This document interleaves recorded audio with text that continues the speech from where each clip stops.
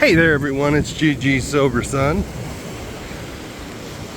On June 16th, AA thought for the day. But even faith is not the whole story. There must be service. We must give this thing away if we want to keep it. The Dead Sea has no outlet, and it is stagnant and full of salt. The Sea of Galilee is clear and clean and blue as the Jordan River carries it out to irrigate the desert. To be of service to other people makes our lives worth living. Does service to others give me a real purpose in life?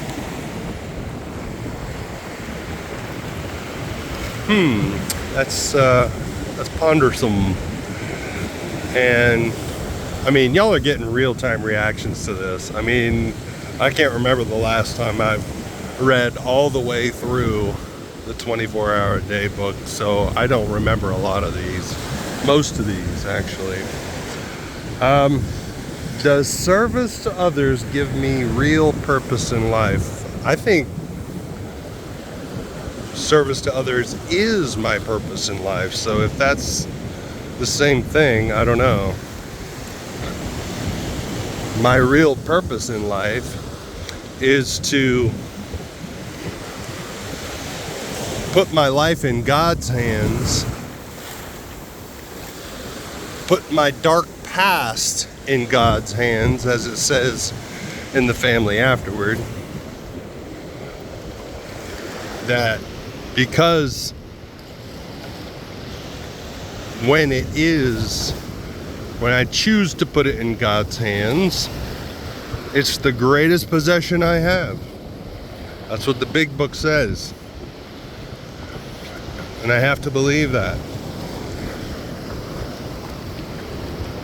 But only God can take some of the darkest hours of my life and put them to good use.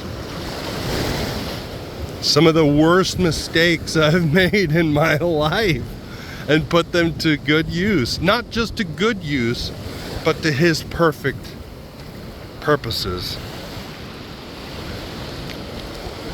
And the big book goes on to say that with it, we can avert death and misery for others.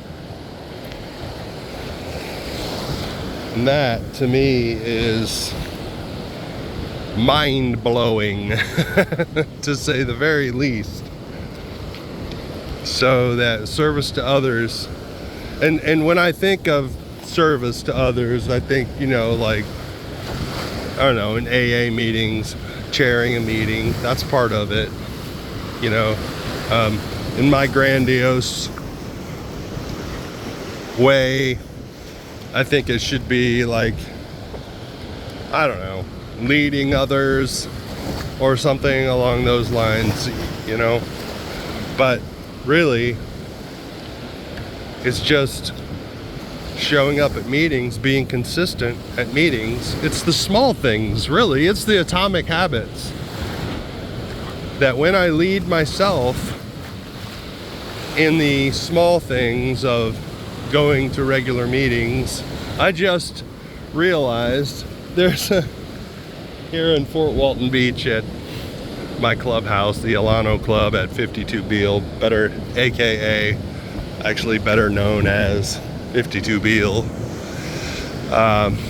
just newly refurbished recently, within the past year. They have a meeting at 5:30 called the Happy Hour Group. I love it. The Happy Hour makes so much sense. And I went last night. I really enjoyed it. And then I got involved in some stuff this evening. I caught half of a meeting this morning. There's a 6:30 a.m. meeting at the clubhouse, and I had a work order about half an hour away, so I wasn't able to and I needed to be there early, so I needed to leave my house at 8. That's when my home group starts. So I went and caught about half of the Rule 62 meeting, which, if you didn't know, the Rule 62 was an invention of Bill Wilson, one of the co-founders of Alcoholics Anonymous. It says, don't take yourself too damn seriously. And anyway, it was kind of a sarcastic thing for him to say, because somebody seriously made a list of 61 rules or something like that for AA meetings or AA as a whole. I can't remember what it was, but and the story goes, and I'm probably mangling it, that he wrote back, oh, you forgot Rule 62. Don't take yourself too damn seriously. Anywho's and ways. I was able to catch about half of the Rule 62 meeting, and then by the time I realized what time it was this evening, I was able to catch roughly half of the happy hour meeting. So it was good. I think I'll probably start upping my attendance to that now that the sun sets later in the evening. I think I'd rather do that. Catch that meeting and then get my butt out here to the beach. Anywho's and ways, meditation for the day. Seek God early in the day before he gets crowded out by life's problems, difficulties, or pleasures. Huh? Oh, he gets crowded out of my life. I thought it meant I thought it meant that, like, he gets too busy with all that stuff before he gets crowded out of my life with life problems, difficulties, or pleasures. In that early quiet time, gain a calm, strong confidence in the goodness and purpose in the universe. Do not seek God only when the world's struggles prove too much and too many for you to bear or face alone. Seek God early, when you can have a consciousness of God's Spirit in the world. People often only seek God when their difficulties are too great or to be surmounted in any other way, forgetting that if they sought God's companionship before they needed it, many of their difficulties would never arise. And yeah, I mean, I got that. I picked that up over time. That, you know, that's typical alcoholic thinking, or the foxhole prayers, you know. It's not something that we have to wait until we're beat down to do, you know, to reach out to God. It's best if we seek him, his companionship, as it says, you know, rather than wait until things get rough. There are a lot of, you know, like tomorrow I'm going to take a meeting into the county jail as my rotation of my rotation for the month. And, you know, there are a lot of guys who found their jailhouse Jesuses. I hate to say it. And, you know, they're ready to be on the straight and narrow, which is, I'm not knocking, but it's almost like I want to shake them and say, That kind of faith did not get you here, right? And if you're behaving now and staying on the straight and narrow, so to speak, while you're in here, it's like holding a beach ball underwater. And if anybody's ever tried to do that, while it's still inflated anyway, it's not easy. And eventually you're going to get tired.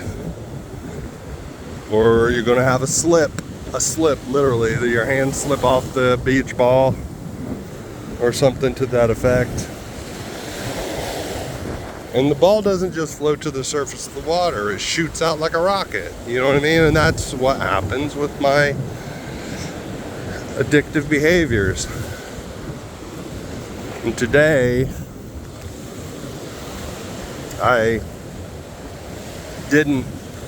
do intermittent fasting anyway, just as a matter of health. But, I mean, yeah, like yesterday, I ate around 10:30, 11 a.m. because I had fasted for something like 18 hours at that point. So I was pretty hungry after I got took care of some things at the DMV and the tax collector's office and all that. So when I got home, I just went ahead and ate. And then today, I didn't get home until like 2 or 3 for various reasons. And I was ready to shoot somebody's arm off. And so I sat there and I just ate way too much. And so it's good to be out here walking it off kind of thing.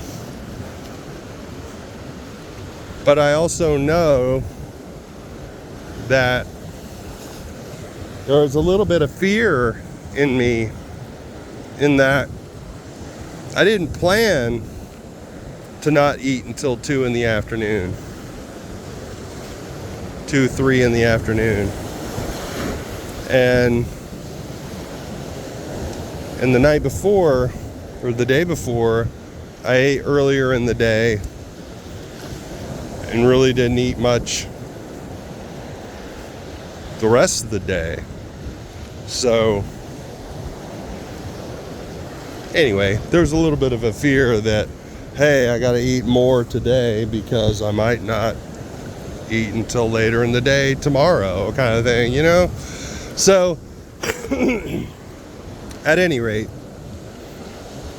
whatever rationalization had to happen,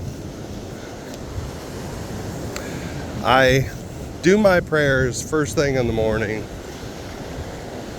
And sometimes, yeah, they're just words, but it's still, as I mentioned before, an orienting, just like a compass, orienting my mind, my body posture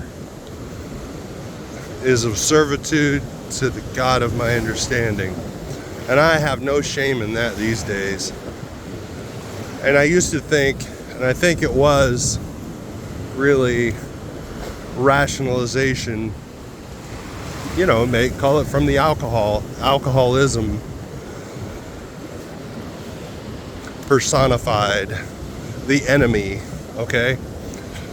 Trying to get me to be like a source of pride, and I was almost becoming pharisaical towards the Pharisees. In other words, you know, in the Bible, when the religious leaders are the ones that basically Jesus cussed out, you know, because they were so high and mighty and they were self-righteous because of their rituals. And I was so afraid of that. And I was, because I've done that a couple of times in my life, become really judgmental of people because I observe these rituals and I do these things, these spiritual acts, and I guess out of fear of slipping back into that type of behavior, and there's been 2 times in my life when I've gotten like that, and they didn't end well. Let me tell you, it's weird that both times they ended in violence, which is weird, and took a long time to recover from. So, at any rate, so I guess that would make sense why I would have fear that I would slip back into that. At any rate, I think it was the position of my heart. So if I constantly remain vigilant of my attitude of gratitude, not constant vigilance, I shouldn't say it like that. It's mindfulness more than anything. It's being awake in my life and being mindful of the attitudes that I'm holding, the attitudes with which I take action, the attitudes with which I do the small things in my life. That's what it's about. It's about being mindful and being mindful of God's presence and action in my life, and inviting Him in to my life, into all areas of my life, not just when I get on my knees when I get out of bed.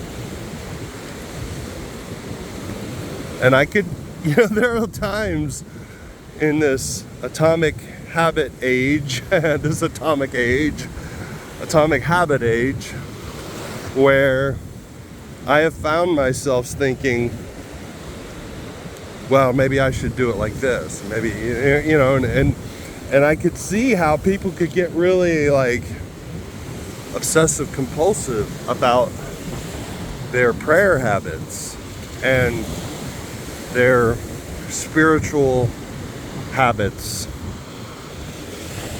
And I don't believe that's God's will for us to become OCD about our prayer life or any part of our spiritual life, because that's us trying to control everything. Whoa. And that's exactly what God wants us to relinquish, is control of our life.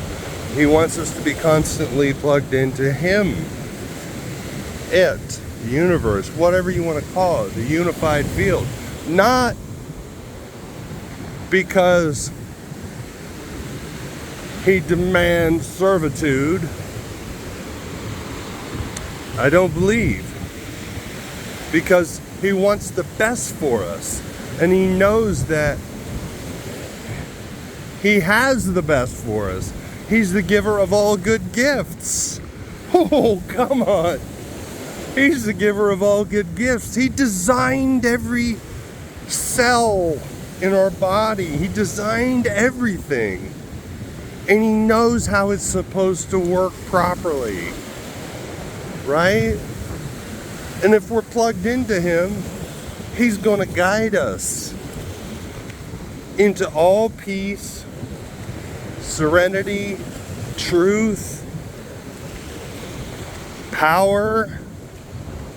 And I don't mean,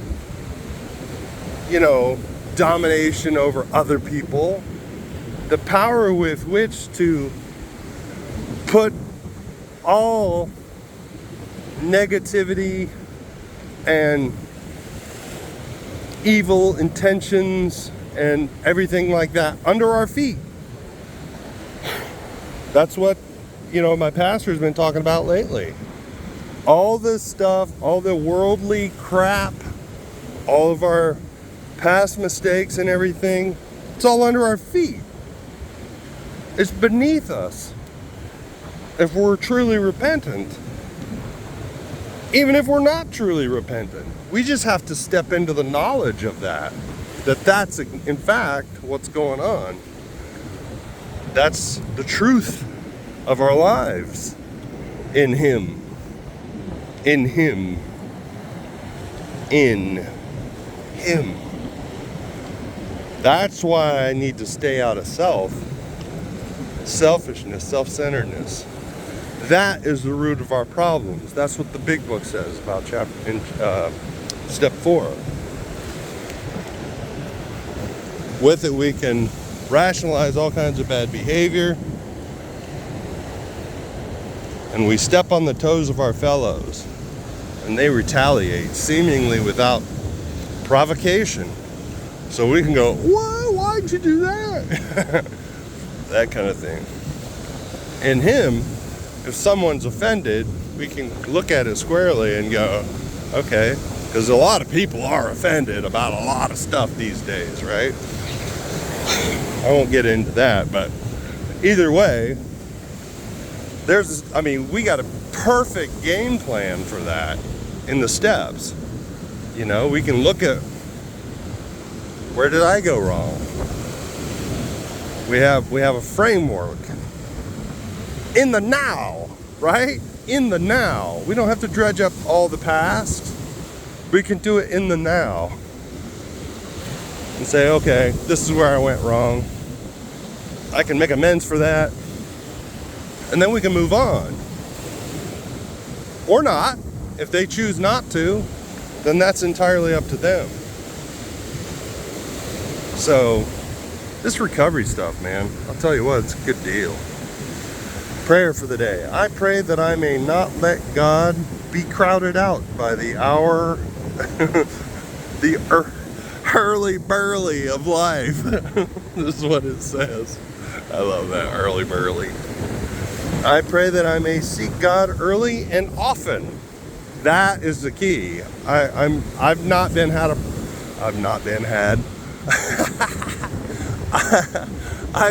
been having a problem seeking Him early.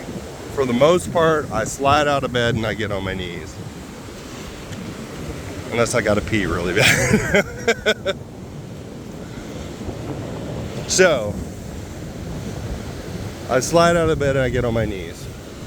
Now, when